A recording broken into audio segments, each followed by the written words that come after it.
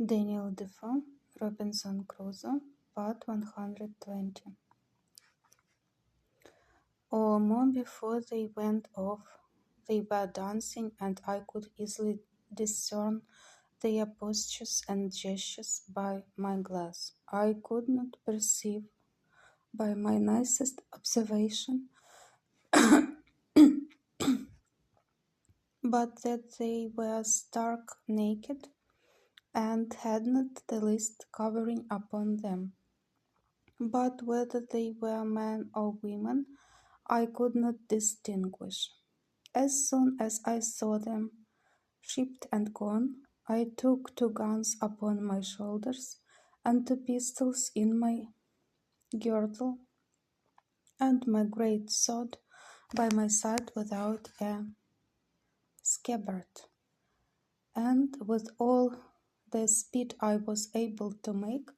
went away to the hill where I had discovered the first appearance of all.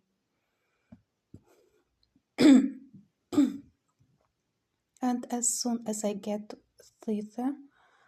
which was not in less than 2 hours, for I could not go quickly, being so loaded with arms as I was, I perceived there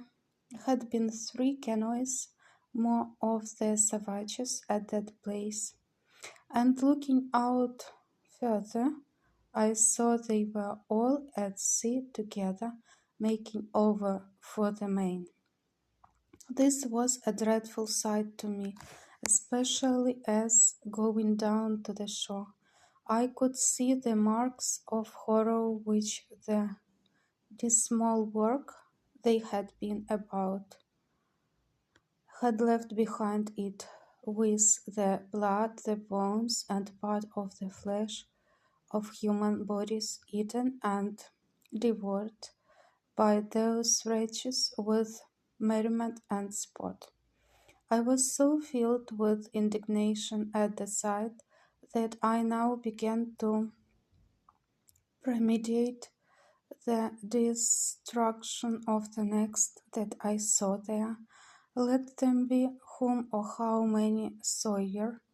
It seemed evident to me that the visits which they made thus to this island were not very frequent, for it was above 15 months before any more of them came on shore there again. That is to say, I neither saw them nor any footsteps or signals of them in all that time. For as to the rainy seasons, then they are sure not to come abroad, at least not so far. Yet all this while I lived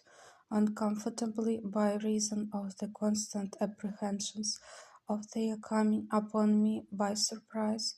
from whence I observed that the expectation of evil is more bitter than the suffering, especially if there is no room to shake off that expectation of those apprehensions. During all this time I was in a murdering humor, and spent most of my hours, which should have been better employed, in contriving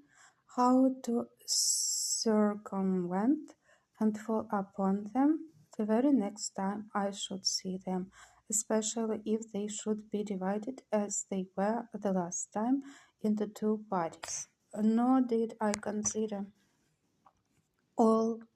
at all that if I killed one party, suppose 10 or dozen, I was still the next day or week or month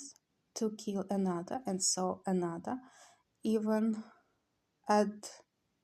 infinitum, till I should be at length no less a murderer than they were in being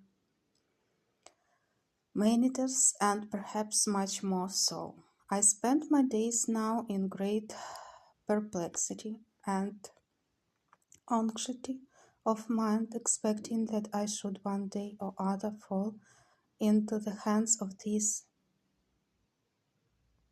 merciless creatures, and if I did at any time venture abroad, it was not without